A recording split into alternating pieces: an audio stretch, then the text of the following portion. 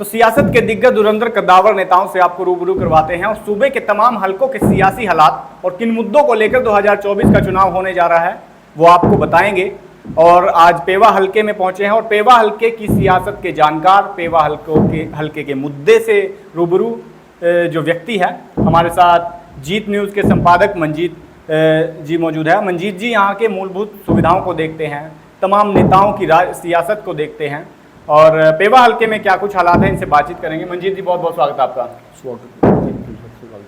मंजीत जी, क्या कुछ, पहला सवाल यही है कि पिछले दिनों कुछ घटनाक्रम देखे गए और यहाँ से मंत्री भी रहे, मंत्री के ऊपर काफ़ी गंभीर आरोप भी लगे, तो उसका कितना प्रभाव पेवा हलके में पड़ने वाला है और पेवा हलके की सियासत पर पड़ने वाला है? ऐसा है जी, जो मंत्री पर आरोप लगे वो तो मतलब पूरे हरियाणा पर ही चर्चा चली थी और कई जो पिछले चुनाव थे उनके अंदर पूरे देश में भी कई बार उसकी चर्चा देखने को मिली। तो वैसे तो असर तो पड़ेगा ही, कोई भी चीज़ होती है अगर इस प्रकार की होती है, या तो वो केस अभी चुनाव से पहले सॉर्ट आउट हो जाता, लेकिन अभी जो कोर्ट ने अभी आरोप तय किए हैं। हाँ, कोर्ट ने अभी आरोप तय किए हैं, लेकिन अभी वो मामला शांत है। शांत वो इसलिए क्योंकि अभी जो विपक्षी पार्टियां हैं उन पर डिपेंड करेगा वो उसको किस तरह कैसे बुना पाएंगी, कैसे उसको लेकर के आगे आएंगी, या क्या कुछ आगे निकलेगा, क्योंकि अभी उसमें टाइम है अभी। तो वो इतना खास अभी तक तो है नहीं है। अभी सियासी पार्टियों पर, दूसरी पार्टियां, विपक्षी पार्टियां पे। भारतीय जनता पार्टी की स्थिति कहाँ पर देखते हैं? अगर व्यक्ति विशेष की बात ना करें, मंत्री जी की बात ना करें, तो भारतीय जनता पार्टी की स्थिति यहाँ पर क्या कुछ हालात दिखाई देते हैं? देखिए, भारतीय जनता पार्टी जो है, जो अभी पीछे लोकसभा का चुनाव हुआ, यहाँ पर नेट टू नेट ही रहा। 800 वोट से जो सुशील गुप्ता जी की यहाँ पे 850 वोट से जीत हुई थी, तो उसको हम यही कह सकते हैं कि नेट टू नेट ही यहाँ पर रहा। लेकिन हालांकि मेरा आंकलन ऐसा था कि गुप्ता जी यहाँ से 5,000, 4,500 वोट से जीतेंगे, लेकिन वो भी हासिल नहीं कर पाए जीत। वो मतलब वहां से तो अगर देखें तो बराबर ही काम है ये। लेकिन एक चीज देखें कि वो दो पार्टियां मिलकर के चुनाव लड़ रही थी उस समय, और अभी वो अकेले अकेले लड़ेंगी, तो क्या कुछ आगे समीकरण बनेंगे, तो वो है। और जो बीजेपी पार्टी है वो पहले भी अकेले लड़ रही थी, अब आगे भी अकेले लड़ेगी, उसका तो साफ है सारा कुछ। एक मापदंड और रहते हैं कि जैसे संसदीय चुनाव राष्ट्र के मुद्दों पर होता है, तमाम बड़े मुद्दे रहते हैं, लेकिन जो प्रांत के चुनाव होते हैं वो क्षेत्र का चुनाव होता है, गली का चुनाव होता है, चौराहे का, नुक्कड़ का और तमाम चीज़ों का चुनाव होता है जो मूलभूत सुविधाओं से जुड़ी हुई है। तो वहाँ पर कितनी स्थिति मजबूत देखते हैं भारतीय जनता पार्टी? जी हाँ, ये आप ठीक है बोलिए आपने। यहाँ पर एक पुल है वो टूटा हुआ है, उससे काफ़ी लोग परेशान हैं जी। हालांकि उसके बारे में मंत्री जी ने, विधायक जी ने कई बार बताते भी रहते हैं कि काम चला हुआ है, और जो दूसरे नेता हैं वो भी, और कई बार आरोप प्रत्यारोप ये भी लगा देते हैं कि जो पीडब्ल्यूडी विभाग है वो दुष्यंत चौटाला के पास था और ये उसमें आता है। तो एक दूसरे के ऊपर बोल है, जो एक दूसरे के ऊपर करने का काम। हाँ, अभी भी वही चलता है, जब कभी चर्चा होती है ना, तो यही चलता है, कहते हैं कि ये तो दुष्यंत चौटाला जी के पास था, इस करके लेट हो गया और उन्होंने टेंडर नहीं होने दिया। वो कहते हैं कि इन्होंने नहीं टेंडर होने दिया, बीजेपी का मुख्यमंत्री था। तो ये तो यहाँ पर रहता है। सबसे बड़ा मुद्दा है यहाँ पर गऊओं का, जो उत्तर हरियाणा के अंदर ज्यादातर देखने को मिलता है। हालांकि पूरे हरियाणा के अंदर ही कई बार ऐसी तस्वीरें आती हैं। अभी कुरुक्षेत्र से एक ऐसी तस्वीर आई थी कि एक गाय ने एक महिला को, बुजुर्ग महिला को बड़े तरीके से मार दिया। अभी एक दिन और जो साल से कम का समय हुआ, अभी पूरा साल नहीं हुआ, यहाँ पर 5 लोग एकदम मतलब एक गाय के आगे आने से एक्सीडेंट हो गया था। तो वो बाबा जी थे गुरुद्वारे के, सेवा करते थे, तो 5 लोग वहां पर उनकी डेथ हो गई थी। तो इस करके जो गाय का मुद्दा है वो रहता है। यहाँ पर हर रोज कोई ना कोई एक्सीडेंट होता है। नगर पालिका के भी हालात इसी तरीके। नगर पालिका दावे तो करती है यहाँ से कि हम उठाते हैं गाय को, ठेका टेंडर होता है, लेकिन कुछ धरातल पर कुछ नहीं सामने आता। सियासी फिजा कांग्रेस के पक्ष में बहती हुई दिखाई दे रही है, लेकिन कांग्रेस के साथ एक कमी और है कि दर्जनों चेहरे हैं कि यहाँ से टिकट मांगने वाले हैं। तो कितना नुकसान कांग्रेस को यहाँ पर दिखाई देता है? जी, ये क्योंकि टिकट एक को मिलनी है, बाकी तो फिर जो स्थिति, जो तस्वीर पिछली बार बीजेपी पार्टी के अंदर देखने को मिल रही थी, वहां पर वही स्थिति उल्ट हो गई है। अब की बार वही स्थिति कांग्रेस के पास है। कांग्रेस के अंदर 10 से ज्यादा कैंडिडेट हैं, पेहवा में 10 से ज्यादा कैंडिडेट कांग्रेस के पास है। और बीजेपी के पास फिलहाल अभी कोई खुल करके ऐसे नहीं बोलता कि हाँ भाई मैं चुनाव लड़ूंगा, वो पता नहीं उनकी अपनी पार्टी की स्ट्रेटजी अलग होगी। लेकिन फिलहाल अब की बार जब देखा जाए, दो कारण ऐसा लग रहा है कि अब की बार एक तो जो मनदीप चट्टा जी हैं जो पिछली बार दूसरे नंबर पर, वो अभी ये चर्चा अभी गलियारों के अंदर, राजनीतिक गलियारों के अंदर चलती रहती कि वो 2 बार चुनाव हार गए हैं, अब की बार शायद उनको टिकट ना मिले। एक तो कारण ये है, सबसे बड़ा कारण इसका, मनदीप चट्टा के टिकट पर सवाल निशान खड़े हाँ, पिछली बार वो सवालिया निशान इतने नहीं थे, इसीलिए लोग कम थे। लेकिन अब की बारी वो उसको लेकर के लोगों को ये लगता है कि शायद अब की बार तुम्हारी लॉटरी, किसी की लॉटरी लग सकती है। लॉटरी के चक्कर में पोस्टर्स चले हुए हैं। पोस्टर अब एक बात है, और समाज सेवा एक शब्द एक ऐसा है, कोई बस एक पौधा लगाता है, समाज सेवी का अपना नाम लिखवा देता है, और पोस्टर गली गली मोहल्ले में पोस्टर आपको देखने को मिल ही जाते हैं। हालांकि मैं सभी का नाम नहीं ले रहा, कुछ ऐसे लोग हैं और कुछ ऐसे नेता भी हैं जो धरातल पर काफी काम करते हैं, मतलब लोगों के सुख दुख में रहते हैं, और उनके पास अच्छी खासी टीम है। लेकिन कई ऐसे भी हैं जो बस ये टिकट के भरोसे पर बैठे हैं। चलिए, संदीप सिंह की हमने बात की, चट्टा साहब की बात भी हमने कर ली। तीसरे नंबर के प्रत्याशी स्वामी ओंकार साहब है, उनकी स्थिति कहाँ पर देगा? कांग्रेस पार्टी में आप आजकल है और सुरजेवाला के साथ चलते हुए दिखाई देते हैं। देखो जी, बात तो वो मजबूत है काफ़ी, 22 हज़ार के आसपास उन्होंने वोट ली थी, और मजबूत हैं वो काफ़ी। अगर उनको टिकट मिलती है तो वो मतलब अच्छी कड़ी टक्कर देने वाले कैंडिडेट होंगे। और लेकिन कांग्रेस के अंदर सबसे बड़ी बात ये है कि गुटबाजी है ना, जो अब किसी के ये चीज तो देखी नहीं जाएगी कि कौन काम ज्यादा करता है, देखा ये जाएगा। चर्चा ये है, आपको ही पता है जी, टिकट किसके हिस्से में आएगी। बात तो ये है ना, सबसे बड़ी तो चक्कर ये है। यहाँ पर एक कैंडिडेट एक ऐसा है जिसने सभी लीडरों के ऊपर फोटो लगाई हुई है, नहीं बाकी ज्यादातर कैंडिडेट ऐसे हैं। अगर 12 कैंडिडेट की में ऐसे बात करेंगे तो 11 कैंडिडेट ऐसे हैं जिन्होंने सिर्फ, किसी ने कुमारी शैलजा की फोटो लगाई हुई है, किसी ने रणदीप सिंह सुरजेवाला की फोटो लगाई हुई है, हुड्डा साहब की, किसी ने हुड्डा की लगाई हुई है। हुड्डा साहब तो चलो, जो उनके हुड्डा साहब के पास ज्यादा कैंडिडेट है यहाँ पर, यह लेकिन ऐसा कोई नहीं है अभी सभी लोगों ने तीनों की फोटो लगा रखी हो। तो अब किसके हिस्से में? वो भी धड़ों के हिसाब से तैयारियां कर रहे हैं कांग्रेस के यहाँ पर, जो पेवा हल्के में। और तीसरे की बात कर लेते हैं, यहाँ से संयुक्त किसान मोर्चा में रहे गुरनाम सिंह चडूनी, संयुक्त संघर्ष पार्टी का गठन उन्होंने आजकल कर लिया है और पेवा हल्के की सियासत करने की बात वो कर रहे हैं। उनके क्या कुछ हालात लगते हैं?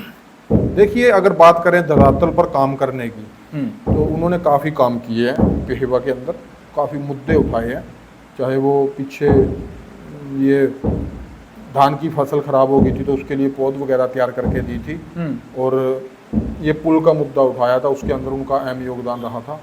और इस प्रकार के काफ़ी काम हैं, चाहे गायों से निजात दिलाने के लिए गौशाला का काम किया, तो ऐसे उन्होंने कई बहुत सारे काम किए थे।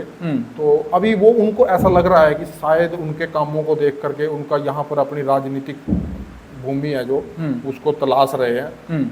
और लेकिन जो पेहवा की जनता है वो थोड़ा आजाद विधायक बनाने में या किसी प्रकार के विधायक बनाने में विश्वास नहीं रखती। अब इसको आजाद तो नहीं कह सकते, क्योंकि आजाद इसको इसलिए नहीं कह सकते। थर्ड फ्रंट की बात करें तो थर्ड फ्रंट की बात कर रहे हैं। अभी वो भी थर्ड फ्रंट मजबूत इसलिए बोल रहे नहीं, हम उसको कमजोर नहीं बोल रहा, मैं बोल रहा हूँ उसको मैं मजबूत इसलिए मान रहा हूँ क्योंकि बीएसपी, INLD और गुरनाम सिंह चडूनी जी हैं जो खुद, अगर ये तीनों मिलते हैं तो तब तो मतलब इतने कमजोर वाली बात नहीं रहेगी। तो वो भी शायद अब जो काम वगैरह किए हैं तो वो कुछ भी हो सकता है। यहाँ पर त्रिकोणीय मुकाबला तो रहेगा ही रहेगा, और त्रिकोणीय मुकाबला भी यहाँ पर हो सकता है। हाँ। तो ये टक्कर जैसे भारतीय जनता पार्टी और कांग्रेस की जैसे कई हलकों में है, यहाँ पर त्रिकोणीय बन सकती है बात। जी, त्रिकोणीय मुकाबला इसलिए कह सकते हैं क्योंकि यहाँ पर एक बड़ा चेहरा गुरनाम सिंह चुरूनी जी आ गए हैं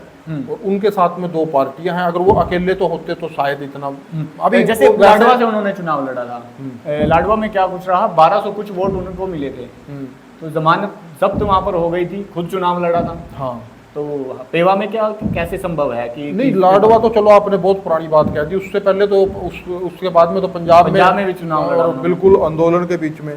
लेकिन जो चुनावी कोई राजनीतिक पार्टी होती है ना, मैं इसी बेस पे बोल रहा हूँ कि अगर शब्द मैं इसलिए लगा रहा हूँ कि ये 2 पार्टियां हैं, बीएसपी और आईएनएलडी, और ये तब की मैं बात कर रहा हूँ, वो तस्वीर की जो मैं मजबूती की बात कर रहा हूँ, अकेले कुछ, हाँ, मैं मजबूती अकेले फिर आमने सामने की लड़ाई, हाँ, और अभी वो तो चल रही है उनकी, पता नहीं किसके साथ बात होगी, ऐसे तो कोई किसी को नहीं बताएगा। आम आदमी पार्टी है क्या कुछ हालात?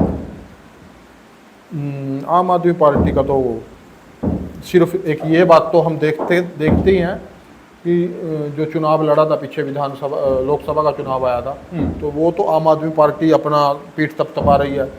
हालांकि कांग्रेस, हाँ, अभी हमारी जीत दर्ज होगी थी, लेकिन साथ में उसके कांग्रेस थी।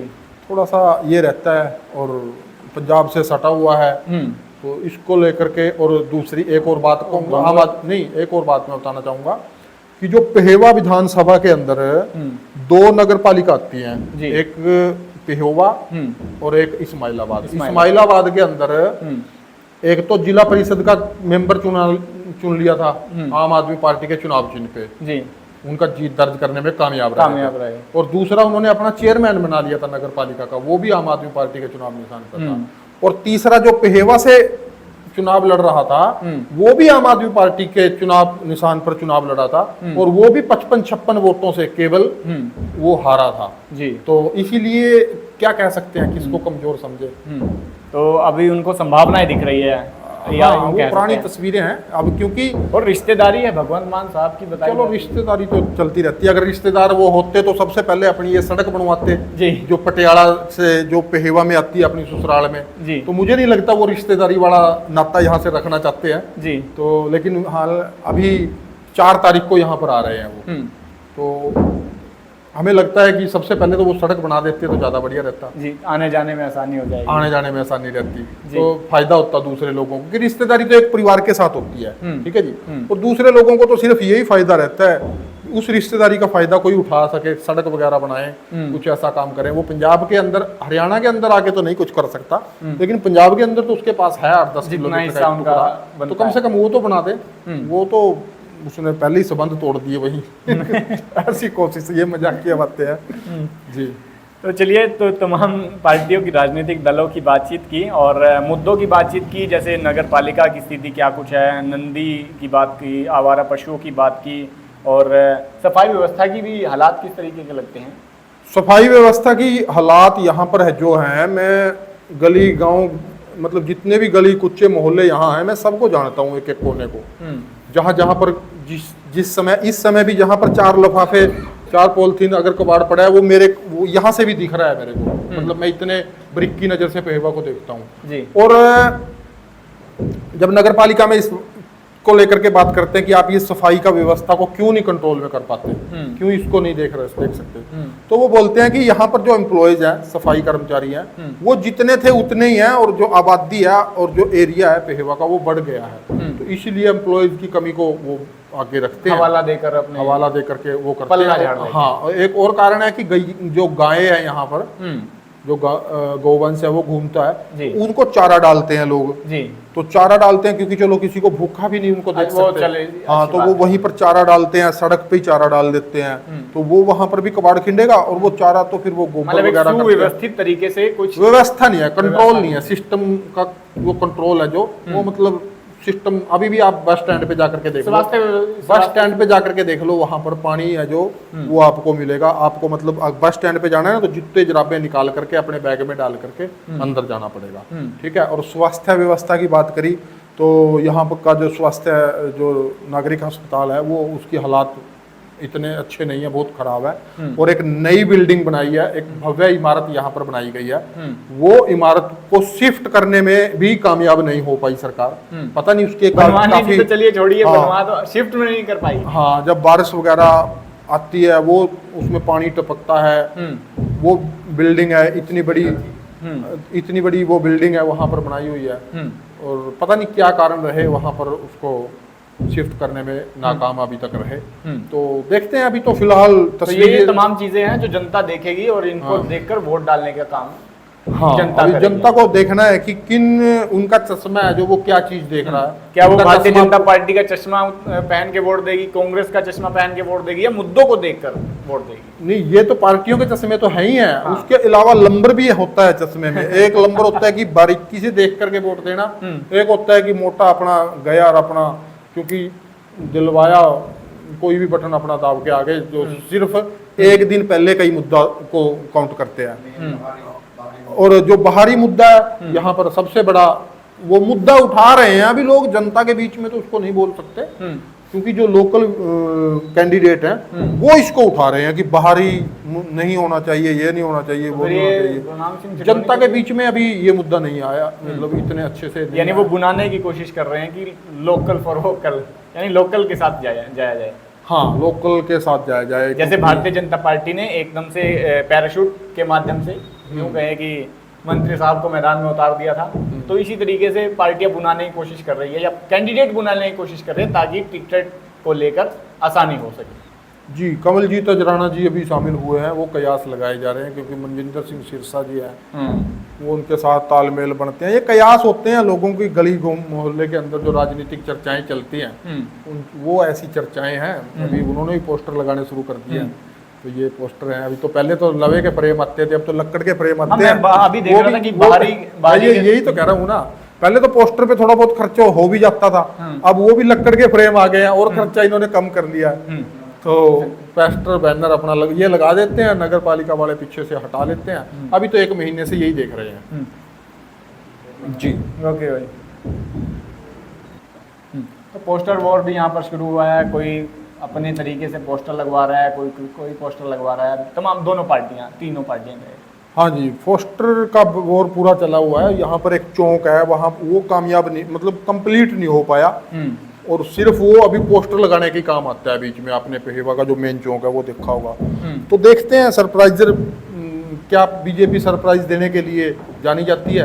अभी देखते हैं, जो बात होती है, कहावत है कि फटा पोस्टर निकला हीरो, वो क्या कुछ अब उसको साबित करती है जनता, और नेता तो अपना इस काम के अंदर लगे, यानी फटा पोस्टर निकला प्रत्याशी।